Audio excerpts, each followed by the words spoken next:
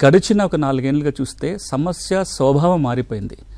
మీరు 20 వరకు గనక గ్రామాలకు పోయి ఏం సమస్యలు ఉన్నాయో చూస్తే ఒక 60-70 రకాల సమస్యలు ఉండేవి. అసైన్మెంట్ భూములకు ఉన్నాయి, పాస్ పుస్తకాల సమస్యలు రకరకాలు ఉండేవి.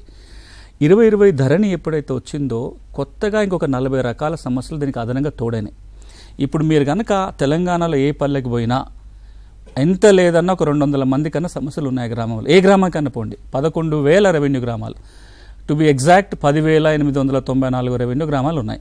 ప్రతి గ్రామంలో 200 మందికి సమస్య అంటే దాదాపుగా 22 లక్షలు, అంటే 20 నుంచి 25 లక్షల మంది సమస్యలు ఉన్నట్టుగా కనపడుతుంది. ఏం చెప్తున్నారు వాళ్ళంటే, ఒకటి, సార్ మాకు భూమి ఉంది, పాత పాస్ పుస్తకం ఉంది, ఇప్పటికి కూడా మేమే సాగులో ఉన్నాము, ధరణికి ఎక్కలేదు, కొత్త పాస్ పుస్తకం రాలేదు, ఇది ఒక సమస్య.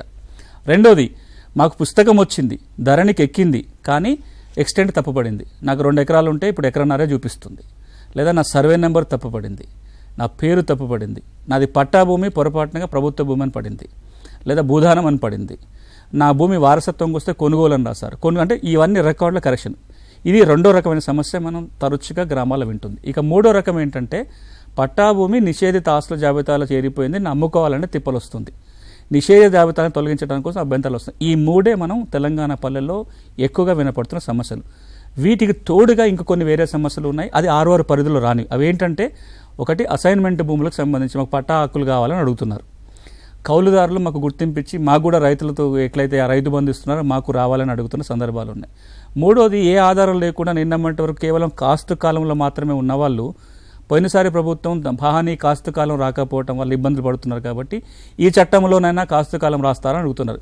ఈ 3 6 చట్టం పరిధిలో బయట ఉన్నాయి. ఈ 6 రకాల సమస్యలు మనం తీసుకుంటేనే కొన్ని లక్షల మంది ఉంటారు. ఇప్పుడు ఈ 6 రకాల సమస్యలలో ఒక 3 రకాల సమస్యలకి ఈ ముసాయిదా పరిష్కారం చూపిస్తుంది.